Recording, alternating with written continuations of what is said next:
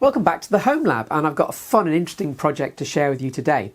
What we're going to do is we're going to look at a germanium transistor from the 1950s and 60s, the OC71, and a fun project from that time that uses this transistor, the electric candle.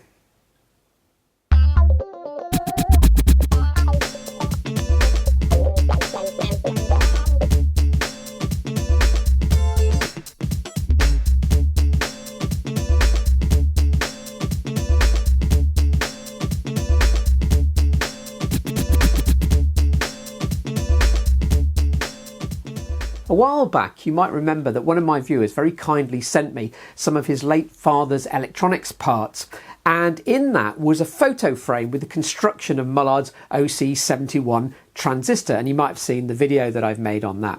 So what I thought we'd do today is take an original OC71 and build a project around it. So I've had a look at suitable projects from old electronics magazines, and I've come across one called the electric candle.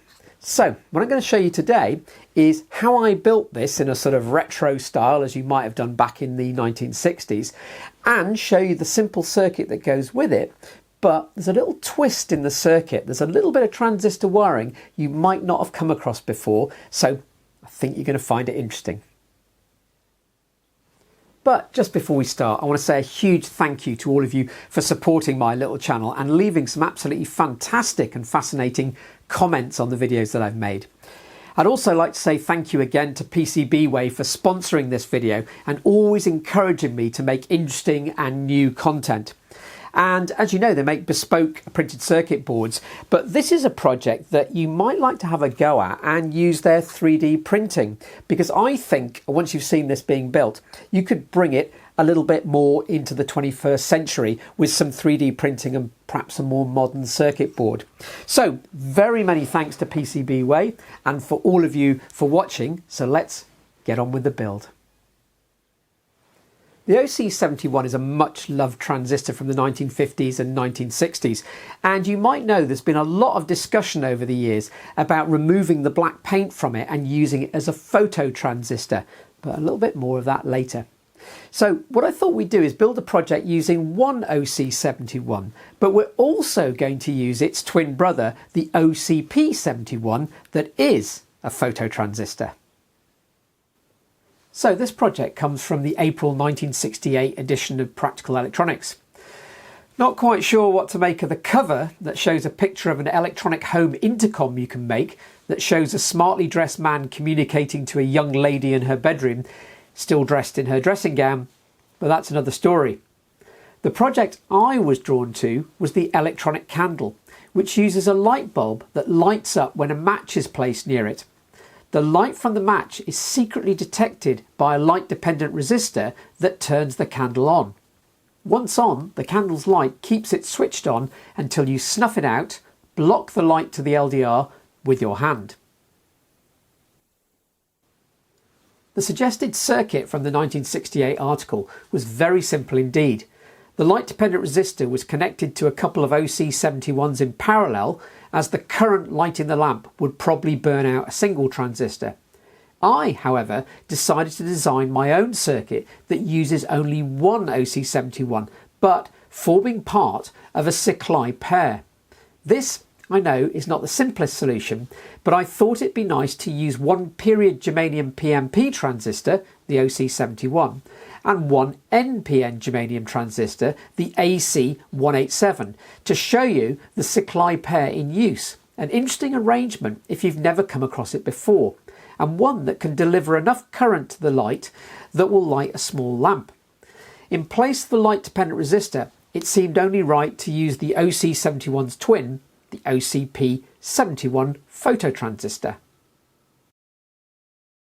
And if you think I've overcomplicated my circuit diagram, I thought I might just read from the Practical Electronics magazine that we're working from, and it's the editorial.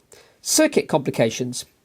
When a number of our readers suggested that a certain design was needlessly complicated, we immediately turned up page 139 of the February issue and took another cool, hard look at the article in question.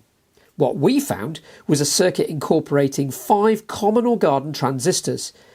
Closer examination revealed this to be made up of two well-known and widely used electronic building blocks, the bistable switch plus a relay driver and a multivibrator.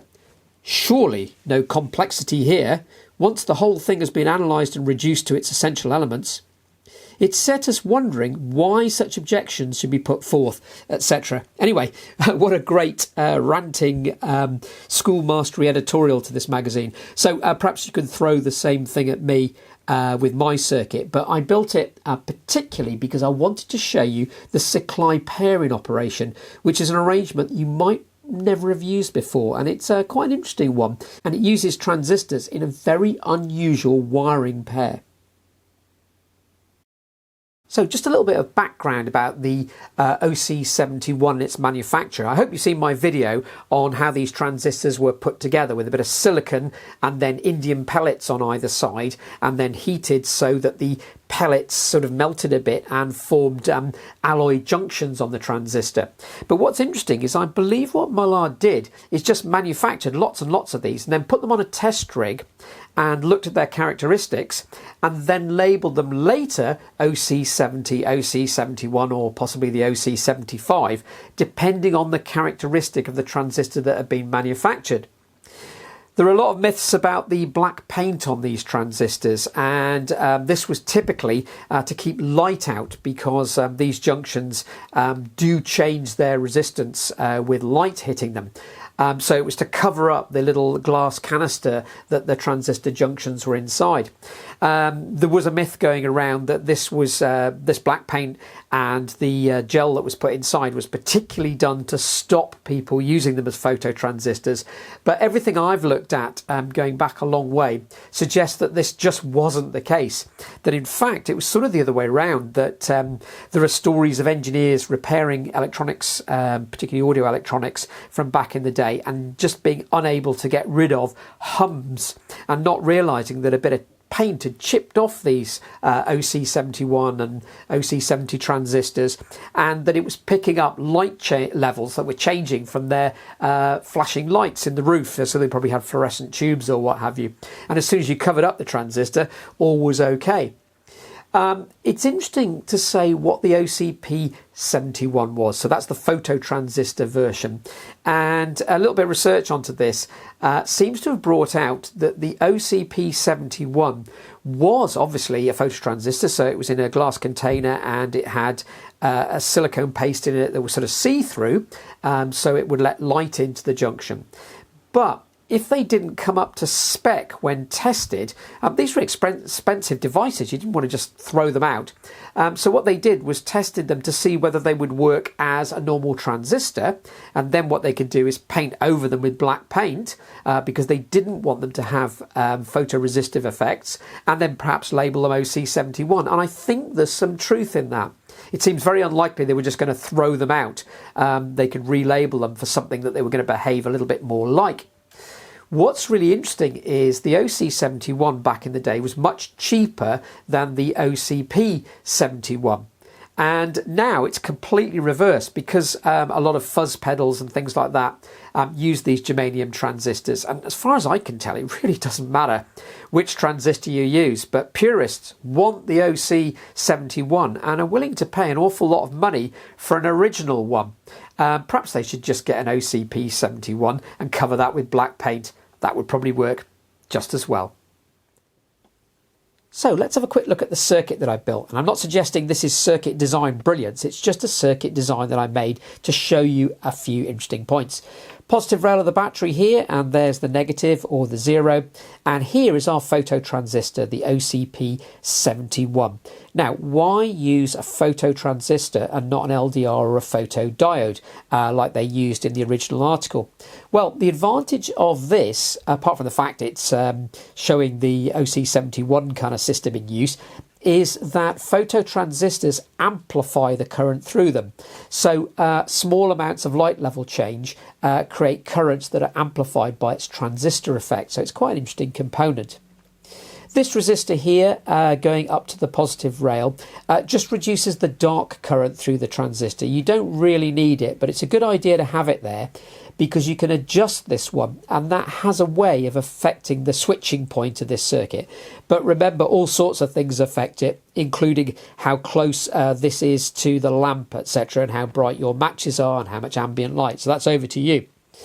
So you'll see that when light falls on this, the junction conducts, and this resistor, which had the 4.5 volts on it, in other words, it's a pull-up resistor, if this transistor conducts, just imagine it becomes a wire. So this point now becomes 0 or more negative. That switches on the OC71, so we get a current flowing through that. This point is positive, and the base of the AC187 will now become positive, and that will switch on, and we'll get a current through the lamp driven this way. Now, what we're going to do is have a quick look at this PMP Sziklai Pair arrangement, because if you know a bit about transistor circuits, this is a really strange and interesting arrangement, and it's the sort of twin brother of the Darlington. So what I'll do now is very quickly explain what's going on here. So Sziklai was a Hungarian American. He lived in America, electronics engineer. I think he was quite famous for transistor circuits. He worked for RCA, Westinghouse, and he also worked for Lockheed, I think, at the latter part of his career. But if you know the Darlington driver, this is a really interesting arrangement because the way you wire up these transistors, if you look closely, they behave like a single transistor, where the transistor here, the output transistor that's driving the current, the collector becomes the emitter of it as a pair, and the emitter becomes a collector. So it's a really intriguing arrangement, but you'll notice there's only one drop across the transistor. There aren't two drops. So it's quite a good circuit to build. It's one I don't see very often. I've added an extra resistor here. That's not on my circuit. This one's put in, it's a sort of low value resistor. If you're driving this very, very rapidly, so if you had very rapid light pulses or what have you, because the capacitance in this output transistor can cause it not to switch very rapidly. It sort of kind of doesn't switch off because of charge stored in it. So this is designed to very rapidly discharge any charge stored in this transistor due to its own capacitance. To try to make the project as authentic as possible, I gave some thought to what I might make the structure of the project out of. Whilst aluminium was used for radio and TV chassis, to keep it as authentic as possible, I thought I'd make it out of wood. With deference to the spirit of no concern for health and safety at the time, wood seemed a great option combined with naked flames and the thin glass envelope of the bulb. At least I was not designing it to use mains electricity. Kids and hobbyists at the time used old tobacco tins or wooden cigar boxes, not of their own I guess, but from a father or uncle to build the projects in. So I searched through the wood box and came up with a few bits of suitable wood. One bit was a piece of thin plywood, which once was the lid of a box containing an expensive bottle of Tanner's port. We don't have a lot of these around, I promise you, but it seemed perfect for a project like this. The video is not in any way sponsored by Tanner's, but if they do want to get in touch, I'm more than happy to hear from them. I refer to these bits of wood as scrap wood, but I'm reminded of the chaps I bought the offcuts for the decking for my workbench from. Oh, we don't have any scrap wood, but you're welcome to look at those short bits over there, and we can come up with a price. Wise words, and they were very generous with the price too. I cracked on with building the chassis for the project using simple hand tools and slotted brass screws to make it look even more period, as it were. Looking at the cost of buying a few screws and then finding you have the wrong size is easily averted by buying these small kits, which are not expensive and give you a choice of sizes as well as some stock for a later project. No one has ever properly shown me how to fit brass slotted screws without damaging their heads. The simple solution is to find a good fitting screwdriver and then press it really hard into the slot. This seems to flex the brass and bed the bit in, so damaging the screw's head is less likely. By the way, if you ever get a chance to buy some of these old red-handled RS component screwdrivers, get them. I think they're fantastic, and mine are at least 35 years old and still great to use.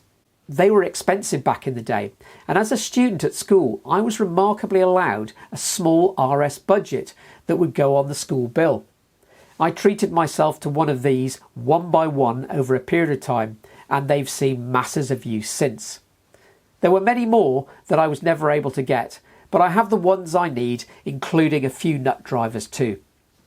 By the way, you can cut thin plywood with a sharp Stanley knife if you don't have the type of saw that won't make a complete mess of the cut surfaces and edges.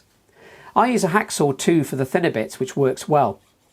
Talking about scrap wood, the short round pieces I used to hold the candle-shaped poly pipe and also the lamp came from our hedge last year and was previously destined for the log burner. With the wooden chassis or frame of the project built, making it look as much as possible like something I would have built as a young teenager, or perhaps that's just an excuse for my little improved skill set some 40 years later, it was time to get to work on the building of the electrical circuit, designed, as I would have said at the time, to amaze and astound your friends, or as the article actually said, to mystify your friends. I seem to remember that electronics as a kid was a rather solitary experience, but perhaps I was unusual in this respect and should have had plenty of friends who would have been happy to be mystified by what I built. Thinking about it, that was probably the problem in the first place, but I digress. So it was time to select the components and build the circuit to make the electronic candle work. I took this chance to get out all of my old germanium and silicon transistors and diodes and give them a good sort out, a veritable trip down electronics memory lane. It was time too to replace some of the labels that I put on the drawers about 40 years ago and get a chance to see some of the great tin whiskers on some of the transistors cases whilst dreaming of other projects that I could use these components for. As ever, to allow me to make any changes easily, I first built the circuit on breadboard and, as the weather was so nice, I could do this in the garden, which was lovely. I have said this before, but do pay the money for good breadboard, otherwise you'll be spending more time fault finding than building, and keep it sealed in a plastic bag when not in use to keep the contacts clean and dust free. With a bit of fiddling with resistor values, rather than doing empirical calculations, I managed to get the circuit that I designed working on the breadboard. Surprisingly, the OC187 was running a little bit hot, even with only about 200 milliamps flowing through it, so I swapped it out for another AC187, one with its original heatsink still in place.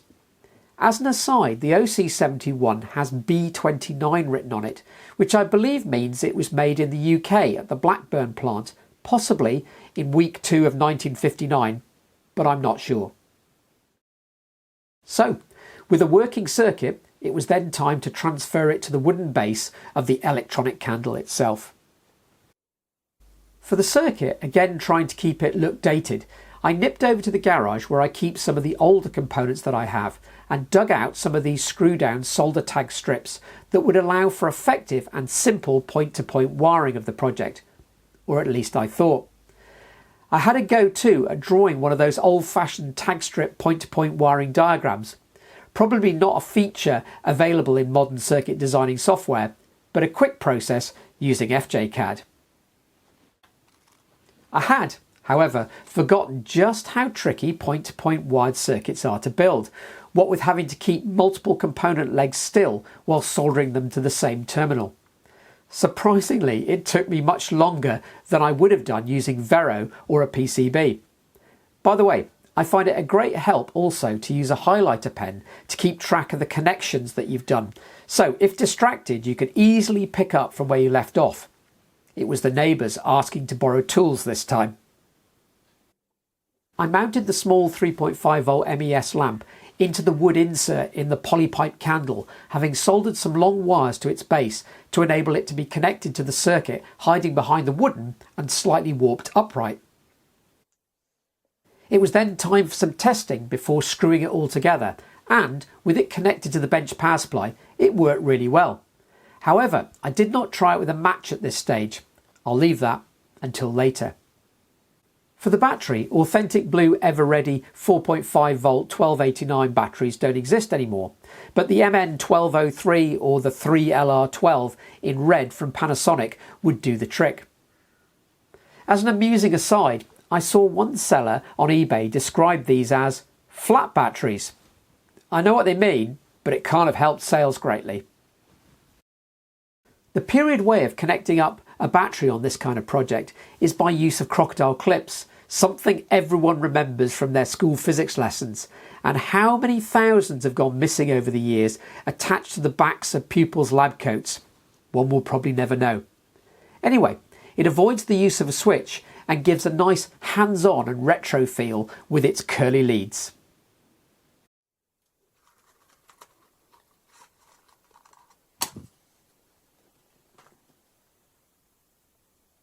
So, with the electronic candle built, it was time to mystify a few friends, and with none to hand, I did the testing myself. After burning through quite a few matches and breathing in some pretty noxious fumes, it was clear that it was rather sensitive, at times lighting up before the match had reached the candle. It was clear that changes in ambient light seemed to be the biggest problem and acted as an optical rather than electrical bias on the phototransistor. I'd recommend that if you built one of these to change the 47k resistor for a 47k potentiometer in series with a 5k resistor so you can adjust the light level that causes it to switch. But every setup will be different, of course, depending on the physical dimensions of your build.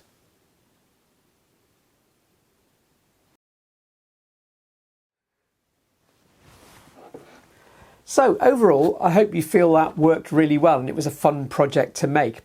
I've also got some other practical electronics magazines from the 1960s, and I've actually got the one from October 1968, which is my birth month. So maybe we should have a route through that one and see if there's another interesting project that we can make. So I do hope you enjoyed that video and joining me on the making of this electronic candle, and maybe you'll have a go as well. Do please leave some comments about your experiences of these transistors, or maybe if you make the project and how you get on. I'm always interested to read them, and it's actually, I feel, half of what we do, because I feel the comments and your experiences really add to the videos that I've made. As ever, do stay on after I've stopped talking, because there's always bits that I cut in after the end titles that I didn't put into the main body of the video but may be of interest to you. And right at the end, of course, there's some links to other videos that I've made. Anyway, I'll almost certainly be making another video very soon, as I've got so many ideas to share with you. So do please join me then.